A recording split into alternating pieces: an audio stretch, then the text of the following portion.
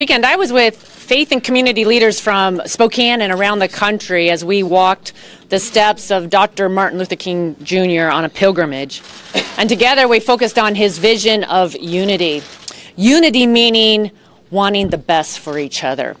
And I was reminded that this continues to be a search for a more perfect union where everyone can reach their full potential and pursue their version of the American dream.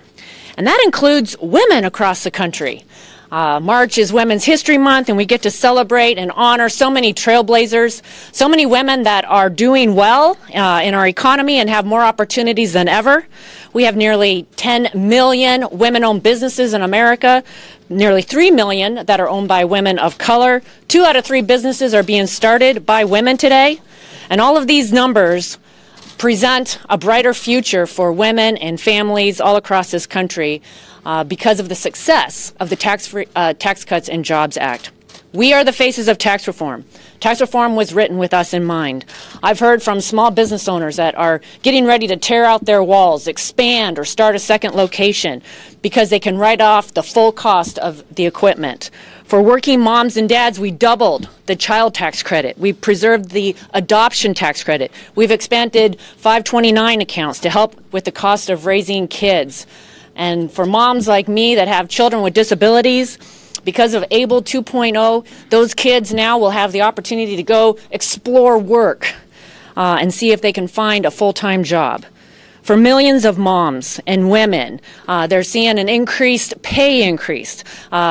At Wheatland Bank in Spokane, all those entry-level workers are seeing pay increases. They can invest more of their own money in their education, retirement, everyday expenses. It was Nancy Reagan who said, "Feminism is the ability to choose what you want to do."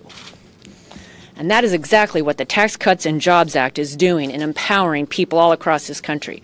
I'm excited today to have my friend and colleague from Georgia's 6th District, Congresswoman Karen Handel, with us. In her district, the average family of 4 will see a tax cut of $4,420.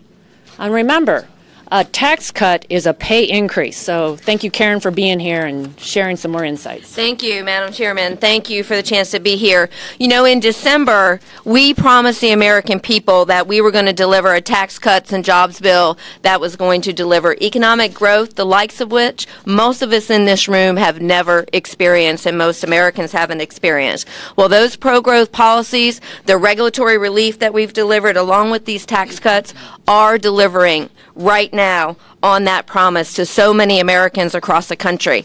And in March, as we celebrate Women's History Month, I wanted to talk about a woman in my district who is a real trailblazer. Her name is Nancy Juneau, and she's the CEO of Juneau Construction. She's a 32-year veteran of the construction industry, and she now owns the largest women-owned contractor in Georgia. It is also the largest woman-owned company of any kind in the state of Georgia. And here's what she had to say about the Tax Cuts and Jobs Bill.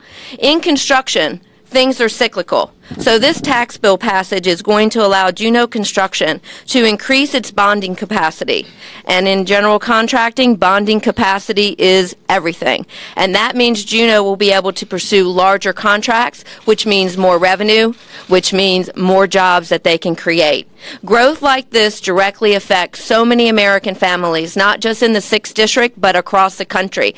There's another individual, Kim. She also happens to work in the construction industry. And when I ran into her recently in my neighborhood, she was so excited to tell me that she is bringing home more than $260 a month in her paycheck. She took the Check Your Check challenge and found over $260 more a month. That is meaningful and real for a single mom making sure that her daughter gets through college. So this is working for Americans. It's working for women. It's working for most working families across this country. And I look forward to seeing even more positive results in the months to come. Thank you very much. Well, good morning. I was honored to start this morning by addressing AIPAC's annual convention. And later today, we'll see thousands of people from all across the country going to offices of members of Congress, both House and Senate, to express their strong support for Israel, but also to just reiterate this great relationship that's a very bipartisan relationship and the love between the United States and Israel. And one of the things I shared with them is later on today our leadership team will be meeting with Prime Minister Netanyahu is when I was in the hospital, literally the day I was shot, Prime Minister Netanyahu personally reached out.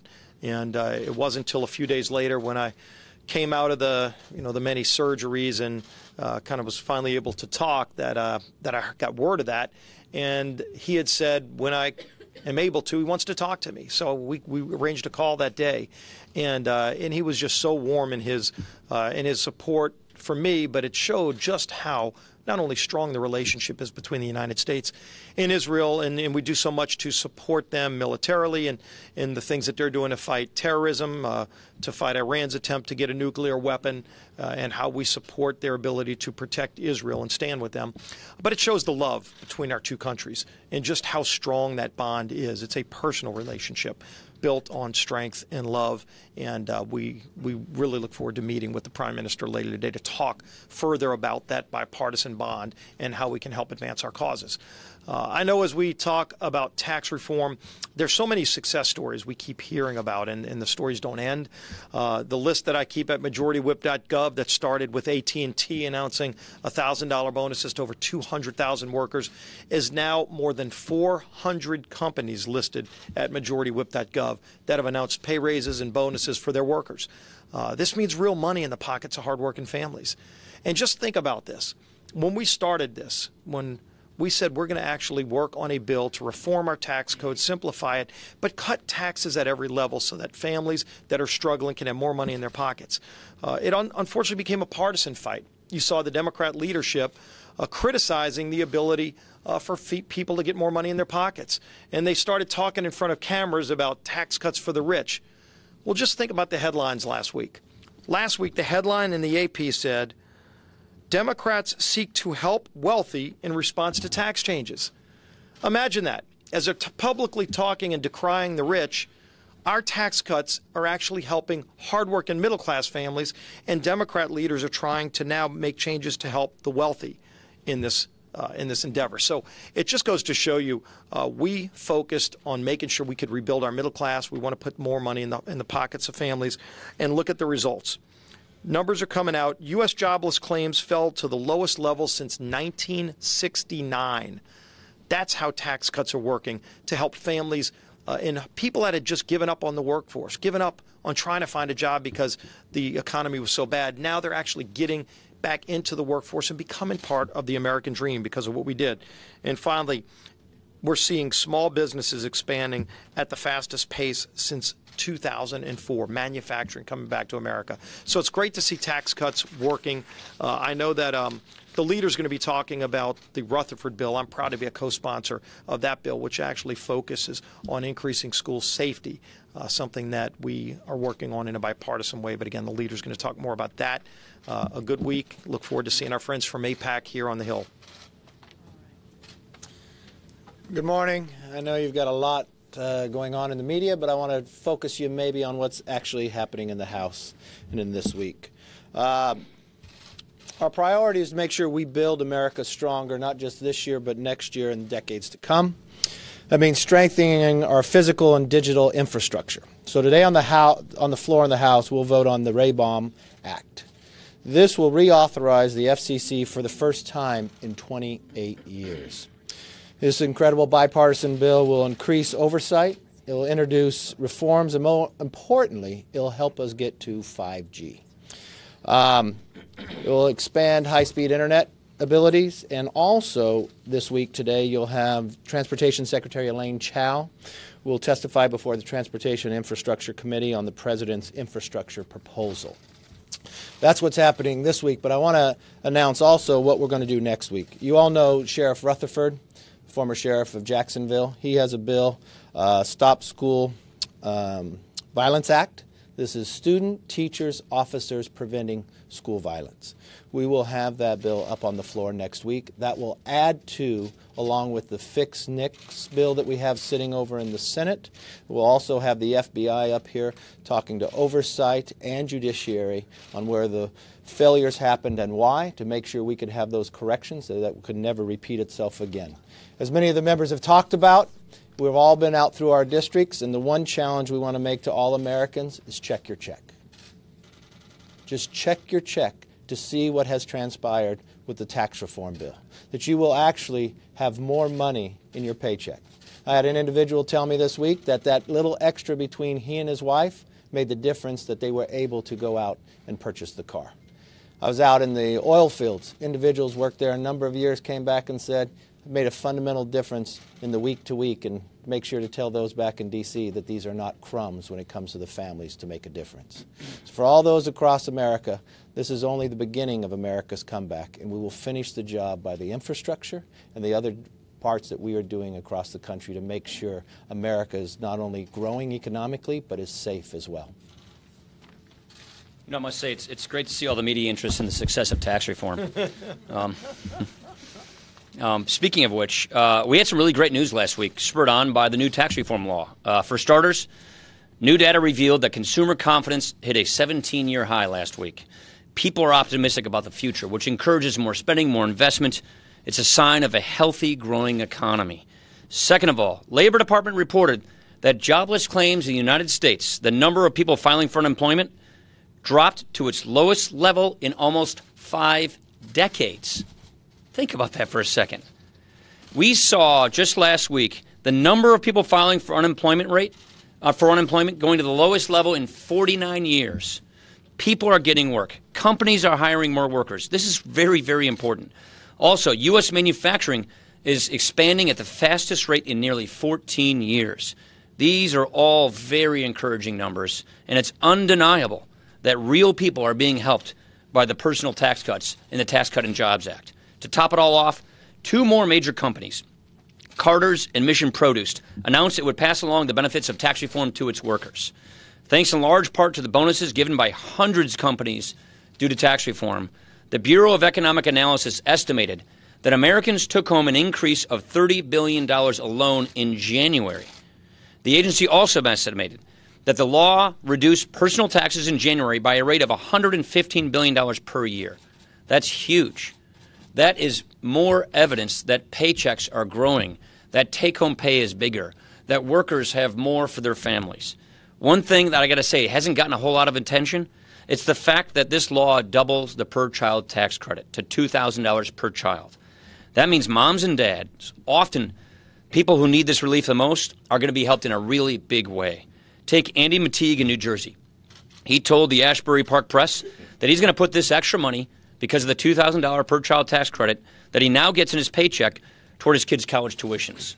So this tax reform law is really making a positive difference in people's lives. That's why we're here, to make a difference in people's lives. What we're seeing is it's helping families save for college.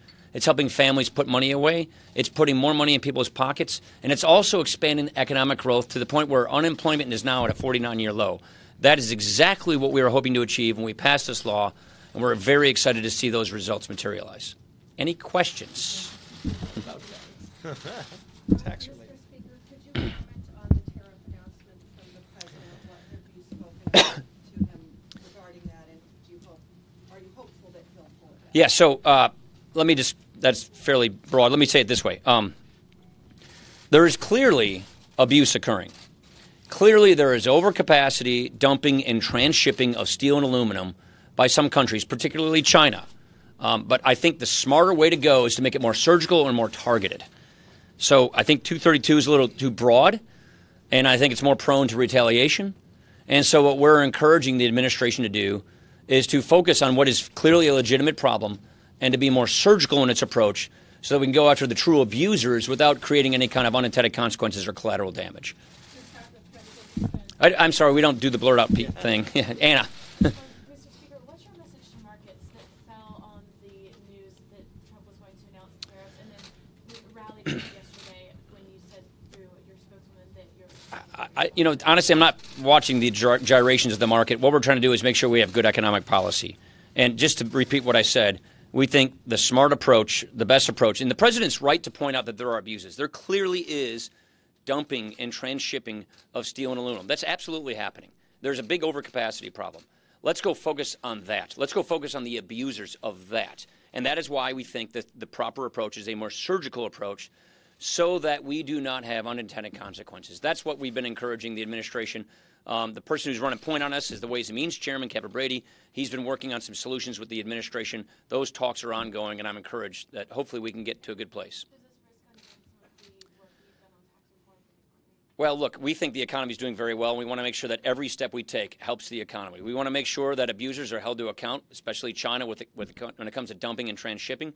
But we also want to make sure that every step we take forward does not create any unintended consequences. Look, I'm not going to go into our private conversations. We've had multiple conversations about this. He knows our view. Every now and then, we're just going to have a different approach on how we should tackle these problems. But it should be acknowledged that there is a problem that needs to be addressed here. We just want to make sure that it's done in a prudent way that's more surgical, so we can limit unintended consequences. Thank you. Karen, the way it works is that you take the rest of the questions. Okay, all right, I'm ready.